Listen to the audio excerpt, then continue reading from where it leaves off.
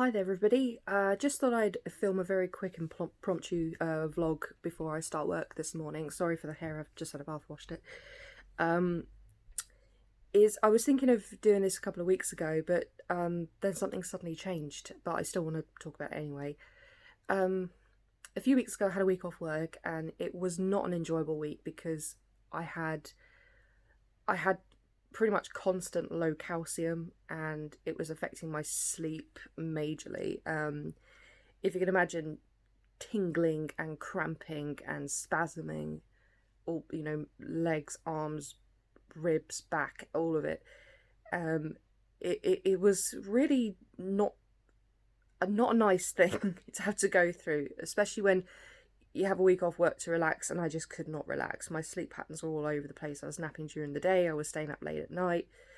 And I was actually really glad to get back to work because even though technically, we're all working from home and that, it gives me a bit of a routine. So I was able to just, really, plan what I was eating, when I took my supplements, all of that. However, a week after that, I found that the tingling subsided substantially. And I thought to myself, can I possibly maybe take less of, these supplements? And I did. And since then, I actually haven't had that much tingling at all. If anything, it's maybe the odd little bit for a few seconds, but not constant. And the muscle cramps and the spasms have greatly reduced.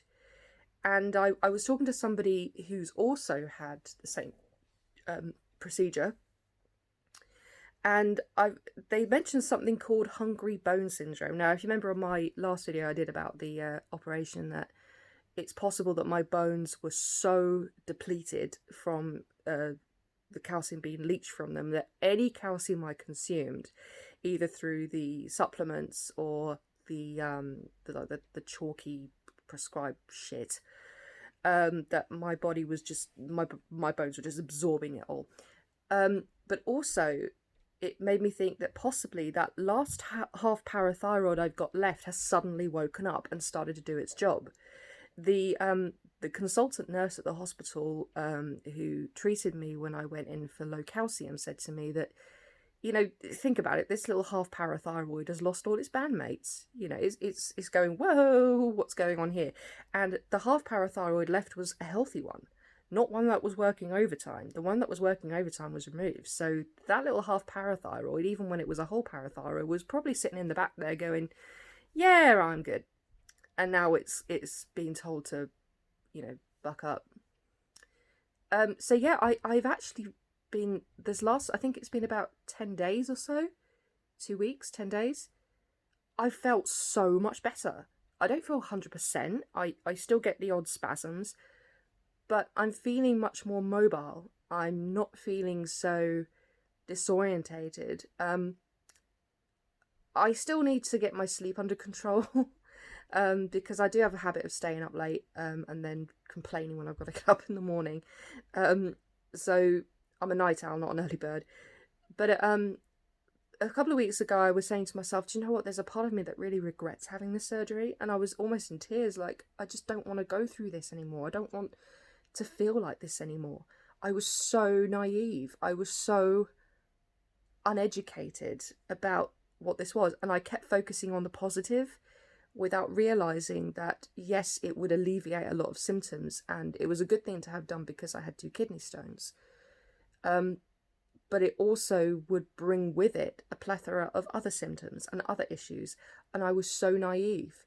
I didn't ask as many questions as I thought I should. I thought that me doing research was enough, and if I ever have a procedure again in the future, I will most definitely be talking not only to the surgeons and the nurses, I will talk to former patients about what they went through. I did understand that low calcium was an issue, but I didn't realise how bad it would make me feel.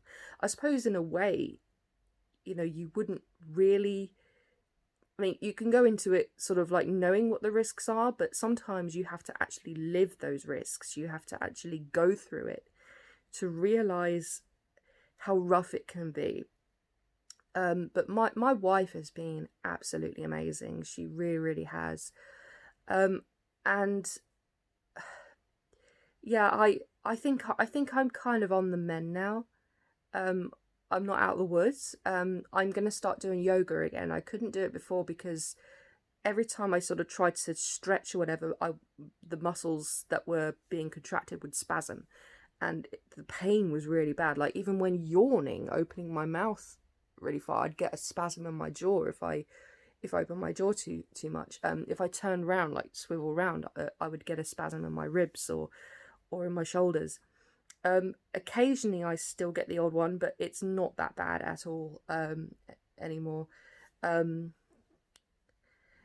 and so yeah, I just wanted to let you guys know that. I will be doing some more about my health and MEM1. Oh, just before you go, is I think I've touched on this before. I do have a second channel, a true crime channel, and I'm going to be uploading a new case this weekend, which is the case of Sharon Birchwood. It's a case I've wanted to cover for a long time. I've done extensive research on it. I also want to do unexplained disappearances and unsolved cases like the Jameson family, Lars Matank. I want to do cases that are very controversial, that I feel very strongly about, like the execution of George Stinney Jr., which made me so disgusted and so outraged that I want to cover cases that we have to learn about, even if they're very hard to hear. So thank you very, very much for watching, and I will speak to you all again very, very soon. Thank you. Bye-bye.